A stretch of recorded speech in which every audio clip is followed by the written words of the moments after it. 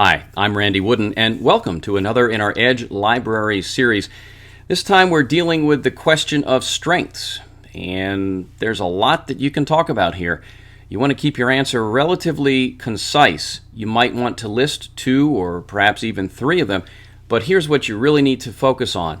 And I like to joke about this, and I've made up an acronym called STDs, and it's not the health STDs, but the STD when dealing with the strength question is the following.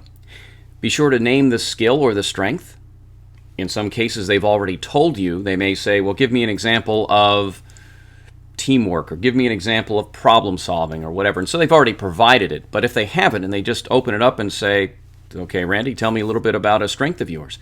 The S would be the strength or skill. The T is the title and company where I performed it. You're putting it in context. And the D is describe it. Tell me what you did. So it helps. Let me use fast food, because we all know McDonald's, and we know the sights, the sounds, and the smells of a McDonald's, for better or worse. Okay. Now, if I just had said that I worked in fast food, or even take it one step back, I worked in the restaurant industry.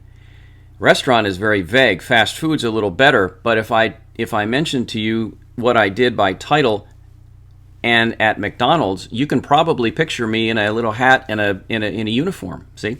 And what we're trying to do is to make this real for the employer. So you want to give specifics. Name the strength or skill, then you want to tell them where you did it, and then briefly describe what it was you actually did that would say that, okay, I've got good problem-solving skills. That's the way to handle this question. I think too often we just toss out terms that we think sound good.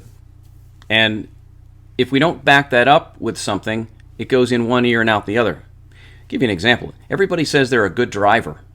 Everybody. They're also a good person. Hey, I'm a good driver. I'm a good person.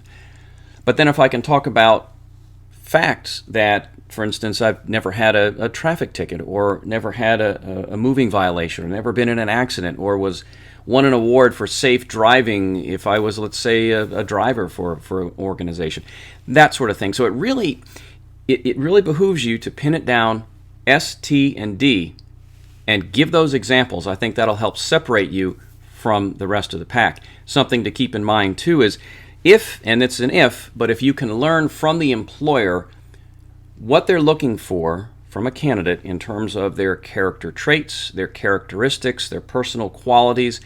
If you can get the employer to share that with you, for instance, somebody who is a self-starter, perhaps somebody that works well with a team, whatever that is, if you can learn that, then logically, if you can support it with fact, logically what you'd like to do then is to use those as your strength or skill.